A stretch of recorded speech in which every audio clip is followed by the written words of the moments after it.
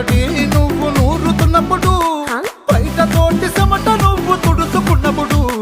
దండాన నీ సొక్క ఆరేస్తున్నప్పుడు, నీ ఒంటి వాసన తెగ గుర్తొచ్చినప్పుడు,